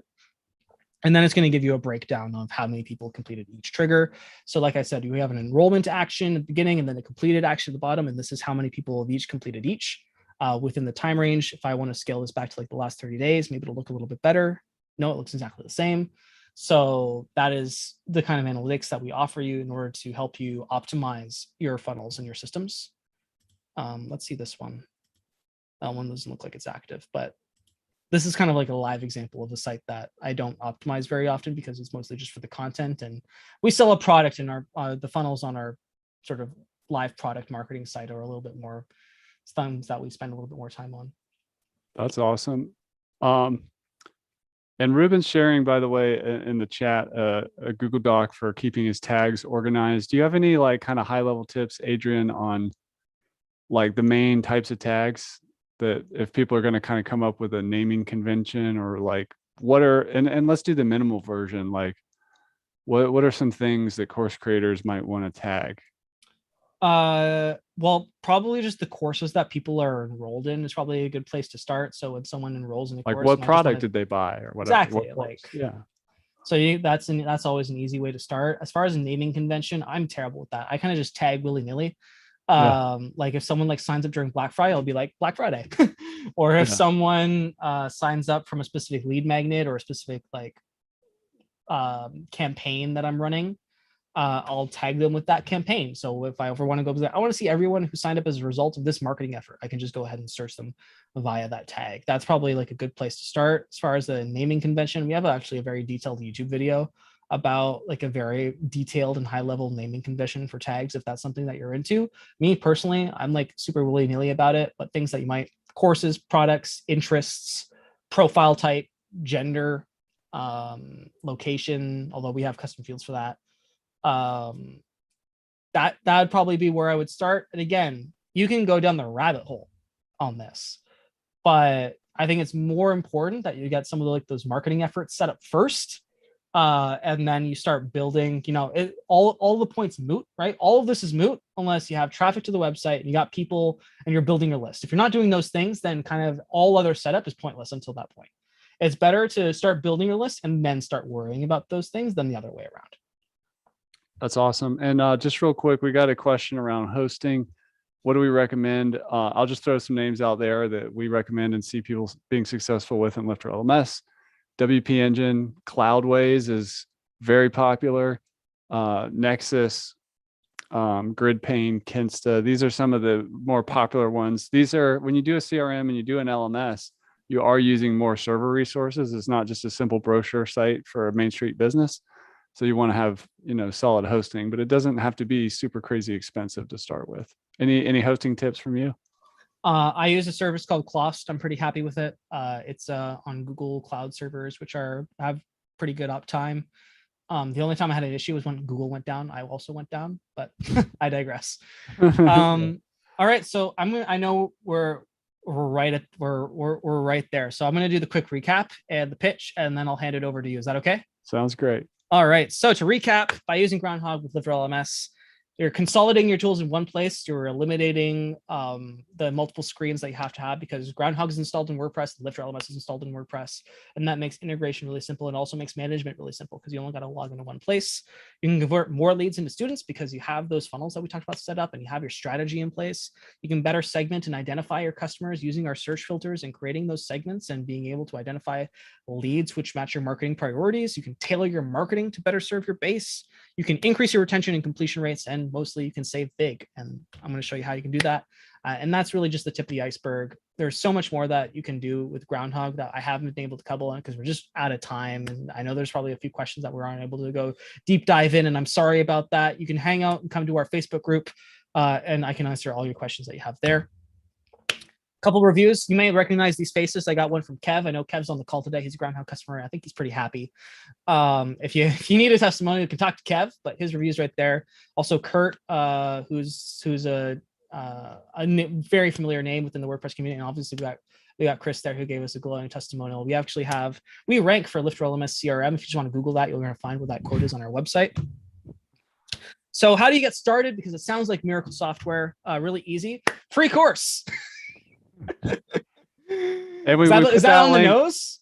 That is good. We put that link to Adrian's course on his website in the chat. We'll drop that again. But yeah. Is that too on the nose? Yeah. So we got that free course, that lead magnet free course. Guess what? You're going to get all these emails. This is probably the best place to get started if you want to do your investigation before investing. And if you do that, here's what it kind of like looks like from a high level overview. We've got video set up, got all the templates that you're going to get. And again, you're going to get all of the templates as well. I want to make sure that these get out to Chris. So the offer, there's an offer. I'd be remiss if I didn't offer one. So the competition, right? I'm going to agitate the pain. If you currently have a CRM, this is what you're paying, and it's expensive. So you're spending hundreds of dollars a month, most likely. Plus, you got to use a tool like WP Fusion or Uncanny Automator, which is an additional expense yearly.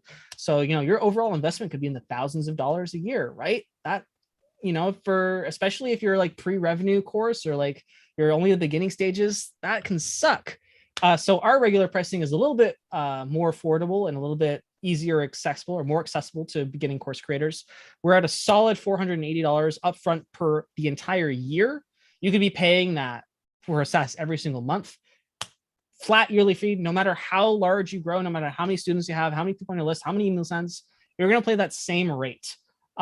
So we make it incredibly equitable. It is a WordPress plugin. It's self-installed. It's self-hosted. You're in complete control. If your license lapses, Groundhog doesn't go down. It still works. You still have access to all your data and all of the benefits that go around with that. We have 2 plans that are going to be accessible for the LifterLMS people: the Pro plan, the agency plan. The offer for all of you today is Black Friday's around the corner. You're going to get the deal early. It's 25% off between the 24th and 29th. You can use the coupon code LIFTER2021. The link to use that is right there. It's groundhog.gg /lifter 2021. This is the same Black Friday deal that we're going to offer come the 19th or the 24th to the 29th. And it's 20% off your first year, which I think is incredibly generous. This is the biggest discount that we give out for the entire year. The only other discount that we give out is during Groundhog Day, because, Groundhog Day. You're not going to see anything better than this until then. And you're not actually, the discount during that is 20%. So if you want to get a deal, you got to do that now. So that brings your total investment down to $360 for the first year or $720 for the first year, depending on the plan that you get. And then it's right back to regular price for all the other years. Okay, so thanks for having me. I had a great time. I hope you learned something. My goal was to make sure that you walk away, whether you buy something or not, with something that you can implement, with something that is actionable. I hope that you got that. And over to you, Chris. That was awesome. And thank you for the generous offer for the LifterLMS community. That's incredible. If you could back up one moment to the pricing slide, somebody had a question about how many websites is that for? Is that for one website, or how does that work if they have more than one? So for the pro, it's 5, and for the agency, it's 25. Awesome. Well, thanks for that. I know there's a question about course pricing. Drop that question in the LifterLMS Facebook group. We have a lot of content and resources on that. I'm sure in Adrian's group as well. If you don't mind, Adrian, while I'm talking, putting a link to your Facebook group in the chat. Will do. Those are 2 great groups to be part of. We also have an upcoming training about pricing specifically. So that's a LifterLMS training that we'll be releasing soon. So Adrian, I want to thank you for coming. That was really good. I learned something, and I've been around the block a few times with marketing automation, CRM, and all this stuff. So, and I'm really impressed with what you build and grateful for what you've built for the LifterLMS community, especially for people who are looking for an all-in-one solution to just kind of have an online learning company, teaching company, and just have one website without overdoing it on all these tools where people get a little overwhelmed and their credit card gets a little beat up. You've done an amazing job there. So, thanks for coming. Go use the coupon code Lifter 2021. Go do that. And we are going to draw a winner. We do have, for those of you that have stayed to the end, it looks like it's just been pulled. It's Amelia Dalfonse. You're the winner. So check the chat. Shoot us an email. We'll hook you up with your winnings there. So congratulations. But I want to thank everybody for coming. Adrian, great job here. If I would encourage people to watch this again, if you're looking to do kind of build this kind of automation and solution, we are going to be sending out a replay and with more information on Adrian's and Groundhog's offer. That's Groundhog with 2 G's at the end.io. Any final words for the people, Adrian? Yeah, I had a really great time. And if anyone wants to sort of dive deep and geek out on some of these subjects and topics that we really only just scraped the surface of, you can go so much deeper. I posted the link to the Groundhog Facebook group. I am in there every single day. I am a product owner who keeps his ear to the ground, and I am constantly engaging with our base. We have around 1,500 people in our Facebook group, and all of them are incredibly helpful. And I know a few of them are on this call, so thanks for those people for being on the call and being part of the conversation, being part of the process, and getting more lifter people on board. That's awesome. Well, again, that's Adrian from Groundhog. Go check out groundhog.io. Thank you, everyone, for coming. Adrian, thanks for putting this on. Kathy, thanks for helping me put this on. And I hope everybody has a great rest of your day. Take care.